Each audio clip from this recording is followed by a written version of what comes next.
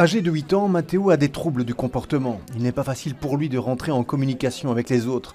Si jusqu'ici il a bénéficié d'un certain encadrement, sa maman estime qu'il reste encore beaucoup de choses à faire en Belgique pour aider les personnes autistes. À la naissance, c'est un problème qu'on ne détecte pas et les pédiatres, les hôpitaux, les médecins généralistes ne sont pas formés. Et alors on se retrouve face à un peu un vide où des parents sont seuls et ne savent pas vraiment ce qu'ils doivent faire parce qu'on ne leur dit pas ce que leurs enfants ont, parce que l'autisme est méconnu. Une méconnaissance et un manque de moyens dramatiques dans bien des cas.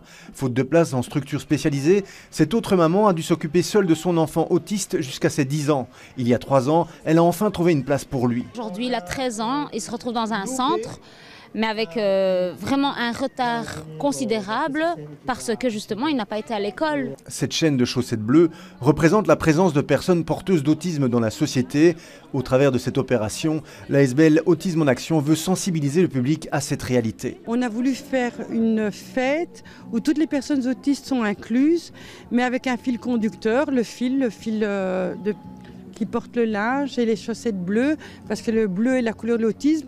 Et je pense qu'une chaussette, tout le monde possède une chaussette, c'est quelque chose de tout à fait banal. Joseph Skovanev est détenteur d'un doctorat en philosophie et en sciences sociales. Un peu partout, il donne des conférences, notamment dans le domaine de l'autisme. Il plaide pour des structures scolaires et une société plus ouverte à l'autisme. L'objectif à l'avenir, c'est de faire en sorte que ce ne soit plus une question de chance, mais que ce soit véritablement un droit à l'école inclusive même. En Belgique, on estime que l'autisme concerne un enfant sur 100.